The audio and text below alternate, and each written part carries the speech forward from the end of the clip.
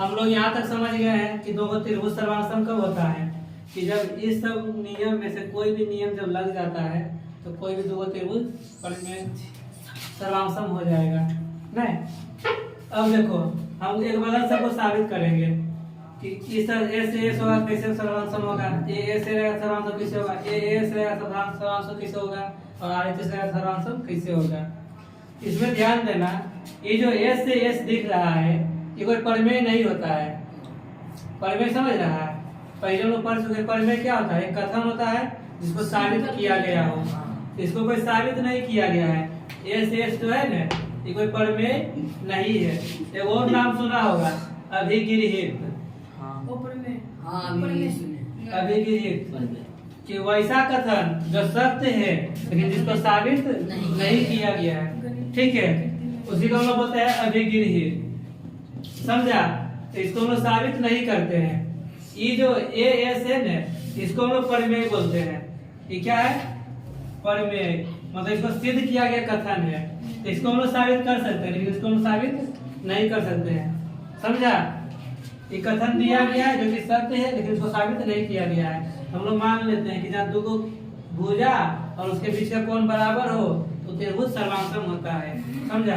इसका कोई सत्यापन नहीं दिया गया है।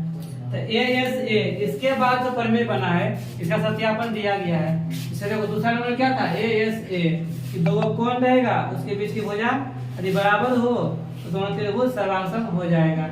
हम लोग इसी को साबित करके देखेंगे कैसे हो सकता है। ठीक है,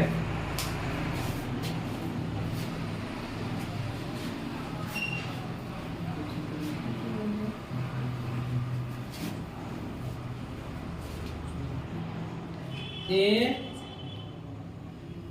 एस ए सर्वांग समता।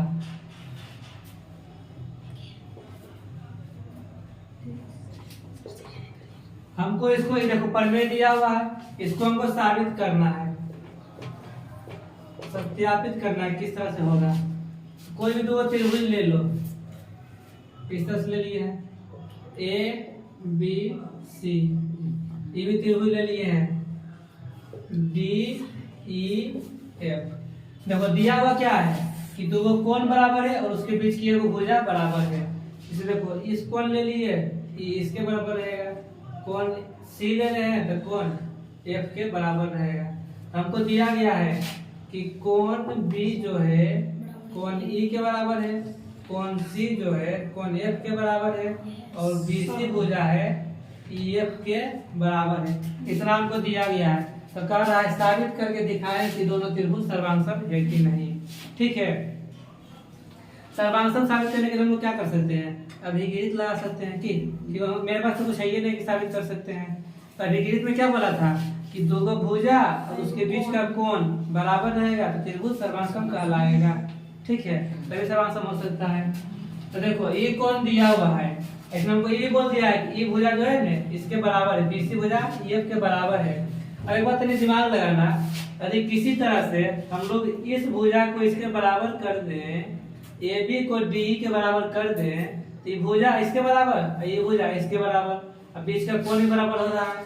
नहीं, दो भुजा और उसके बीच का कोण बराबर हो रहा है, दो भुजा और उसके बीच का कोण बराबर हो रहा है, दोनों त्रिभुज सर्वांग हो जाएगा। तो मेरा मेन काम क्या है कि ए बी को डी ई के बराबर करना है। यदि किसी तरह से बराबर हो जाएगा तो सर्वांग हो जाएगा। समझ में आ गया? अब दोनों बराबर कैसे कर सकते हैं? प्रमाण में हम लोग लिखेंगे। एक बात समझना, ए बी और डी ई के बीच में तीनों संबंध हो सकता है। या तो ए बी डी ई के बराबर हो सकता है नहीं, या फिर ए बी डी ई से छोटा हो सकता है, या फिर ए बी डी ई से बड़ा हो सकता है। तीनों में स्थिति बनेगा। पहला स्थिति क्या बनेगा?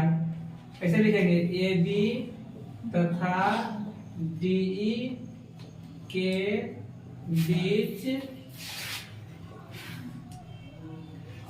तीन स्थिति संभव है। समझ रहा है? कहे कौन कौन? तो कहेंगे पहला में ए बी बराबर हो सकता है डी ई के। ठीक है, दूसरा ए बी छोटा हो सकता है डी ई से। और तीसरा में ए बी बड़ा हो सकता है डी से। बोलो कोई दिक्कत है क्या? समझा बात को? ये ना तीनों से ऐसे मान लो कहेंगे कि देखो ये डंडा है कि आई कलम है, ये तीनों दोनों में क्या संबंध हो सकता है? हम कहेंगे ना या तो इसके बराबर हो सकता है, या तो इससे छोटा हो सकता है, या फिर यही बड़ा हो सकता है। नहीं तीनों ना होगा, इससे बड़ा कुछ होगा? जैसे कोई भी लड़का के बारे में बोल रहे ठीक है, कहेंगे मोहन मुझसे कैसा है, कहेंगे तो मेरे बराबर है, चाहे छोटा है चाहे बड़ा है, तीनों स्थिति हो सकता है। तो वही बोल दिए या तो दोनों भुजा बराबर होगा, या तो डी बड़ा होगा ए बी से, या फिर ए बी बड़ा होगा डी से। तीनों स्थिति हो सकता है। हम लोग तीनों स्थिति में देखेंगे कि किस तरह से संभव हो सकता है, ठीक है, और कैसे सर्वांशन होगा। तो हम पहला स्थिति पहला लेंगे। स्थिति पहला में क्या है कि ए बी बराबर डी ही रहेगा। सुनो स्थिति 1 के जब ए बी बराबर डी हो, न कि जब ए बी और डी बराबर हो।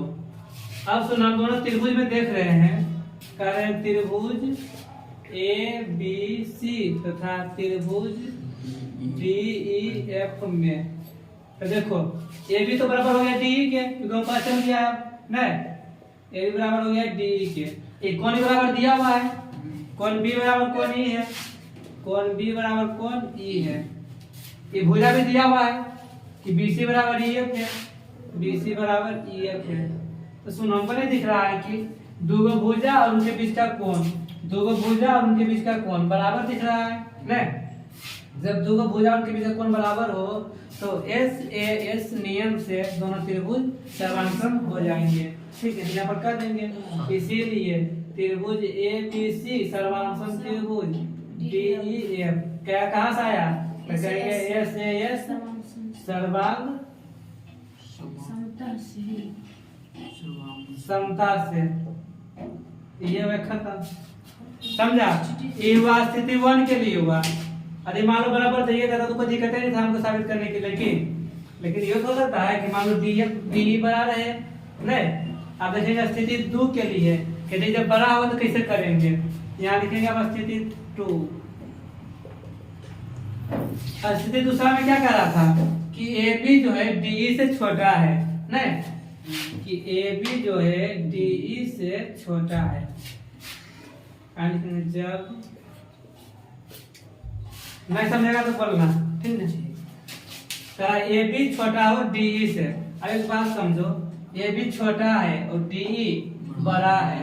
हम कह रहे हैं कि यदि जितना ए बी है ना उतने लंबाई का डी पर वो रेखा खींच लो। समझ रहा है?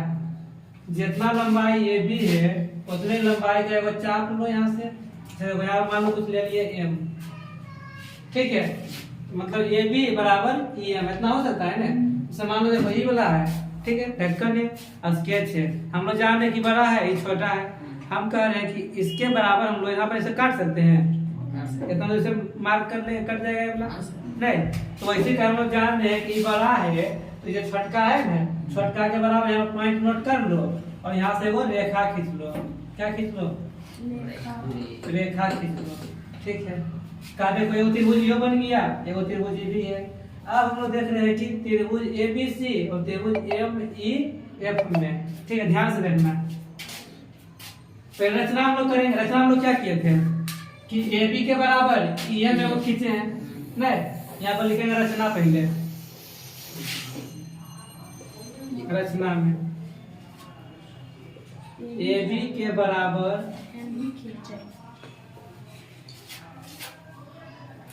ई एम, ए बी के बराबर डी ई भुजा पर एम ई खींचा। कोई दिक्कत? ये हो गया। अब कहेंगे तथा एम से एफ को मिला दिए नहीं, यहाँ पर लिखेंगे तथा एम से एफ को मिला दिया। ये हो गया रचना। हम रचना कर लिए कि पहले ए बी के बराबर एम लिए और फिर एम से एगो एफ को मिला दिए। इस तरह से एम ई एफ एगो त्रिभुज बन गया, ठीक है। तब कहेंगे आप चूंकि त्रिभुज ए बी सी तथा एम ई एफ में, त्रिभुज ए बी सी तथा त्रिभुज एम ई एफ में। अब ध्यान से देखना, हम लोग जानते हैं कि ए बी बराबर एम ई है, इसमें कोई दिक्कत नहीं है क्योंकि बराबर नहीं खींचे थे। यहाँ कहेंगे ए बी बराबर एम ई, इसमें कोई दिक्कत नहीं होना चाहिए। आप समझना, ये कोण भी तो बराबर है, ये तो क्वेश्चन में दिया हुआ था कि कोण बी और कोण ई बराबर है। यहाँ कहेंगे ना कि कोण बी बराबर कोण ई, समझा? अब समझो ये भुजा भी तो बराबर दिया हुआ था नहीं, तो BC बराबर EF है, तो BC बराबर EF है। अब ध्यान से देखो, फिर लग रहा है कि दो भुजा के बीच एक कोण और दो भुजा के बीच एक कोण बराबर है, तो S से S नियम से दोनों त्रिभुज सर्वांगसम हो जाएंगे। इसीलिए त्रिभुज ABC सर्वांगसम हो जाएगा त्रिभुज MEF के। क्या कैसे? तो कहेंगे S से S सर्वांग समता से,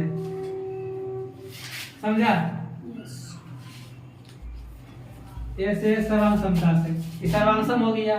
अब जैसे त्रिभुज सर्वांगसम हुआ है तो वो नियम आता है, ठीक है, कि जब जो त्रिभुज सर्वांगसम हो तो तीनों भुजा और तीनों कोण बराबर होना चाहिए। जब दो त्रिभुज बराबर हुआ, सर्वांगसम हुआ है, तो इसका प्रत्येक भुजा और प्रत्येक कोण दोनों का बराबर होना चाहिए। नहीं, सर्वांगसम ये नहीं कहता कि एक दूसरे को ढक ले, ढकेगा कब? जब तीनों भुजा और तीनों कोण बराबर हो। जब सर्वांगसम हुआ है ना, तो तीनों कोण भुज बराबर होना चाहिए। तो सुनो, हम कह रहे हैं कि जो C कोण है किसके बराबर होगा? समझना, C किसके सामने है? AB के सामने में, AB के बराबर था MB, इसके सामने कौन कोण बनेगा? ये नहीं कोण बनेगा।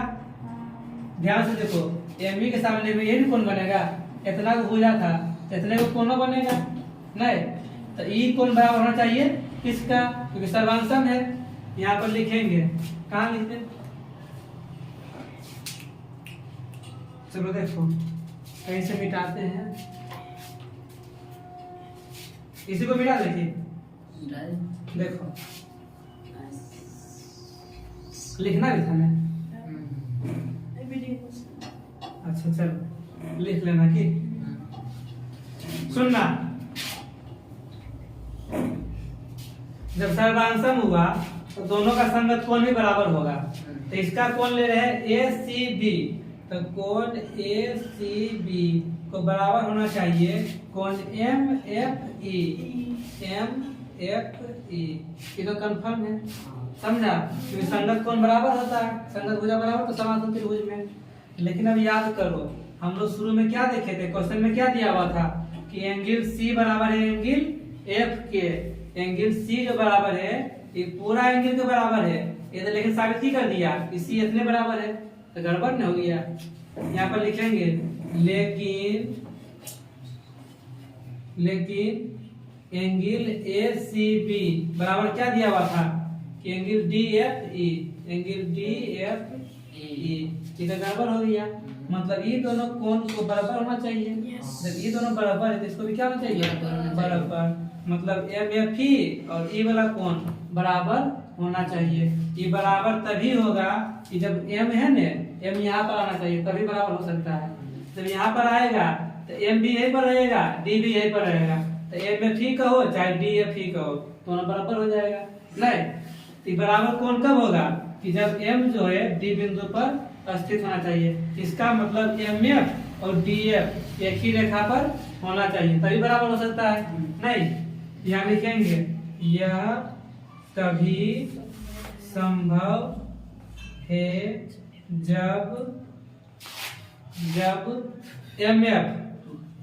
MF तथा DF संपाती हो।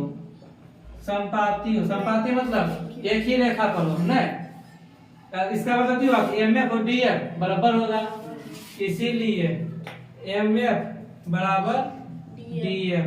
आप सुनो, जब MF बराबर DF आ गया है, समझना, जब MF बराबर DF आ गया है, जहाँ MF लिखा हुआ था हम लोग DF भी लिख सकते हैं, समझ रहा है? जहाँ M था वहाँ पर M और D एक ही बिंदु है ना, इसे लिख देंगे। इसीलिए ये त्रिभुज सर्वांगसम हो जाएगा DEF के त्रिभुज ABC जो सर्वांशम होगा त्रिभुज DEF क्या कैसे तो सुन हाँ DEF सुनना M बिंदु जो है D पर है, दोनों की बिंदु है ना, चाहे M बोलो चाहे D बोलो, तो जहां पर MEF लिखा हुआ था वहां के लिए दिए DEF, ये हो गया सर्वांशम। समझा बात को? इसे देखो ये दोनों कौन बराबर कब हो सकता है कि जब M और D एक ही बिंदु पर स्थित हो। तो एक ही बिंदु पर स्थित है ये, तो M बोलो चाहे D बोलो। तो हमको देखो हम साबित कर दिए थे कि MEF सर्वांशम है, हम लोग M को जगह D भी लिख सकते हैं, खाली M को हटा के खाली D लिख दिए। त्रिभुज ABC सर्वांशम हो गया त्रिभुज DEF के, तो दोनों त्रिभुज सर्वांशम हो गया। जैसे स्थिति 2 हुआ साबित हुआ है, सेम टू सेम करके स्थिति 3 भी साबित कर देंगे। जैसे देखो इसमें E बड़ा था, इस पर वो लिखा दिए, अब E बड़ा रहेगा, E बड़ा उठा के यहाँ पर ले लो, कोई दिक्कत नहीं है। तो जैसे इधर किए वैसे हम इधर कर देंगे, तो स्थिति 3 भी साबित हो जाएगा। तो यहाँ पे इसके लास्ट में लिख लेना। इसी तरह स्थिति 3 में भी त्रिभुज दोनों सर्वांशम हो जाएंगे। समझा? सर्वांशम कैसे किए समझ गया? लिख लो।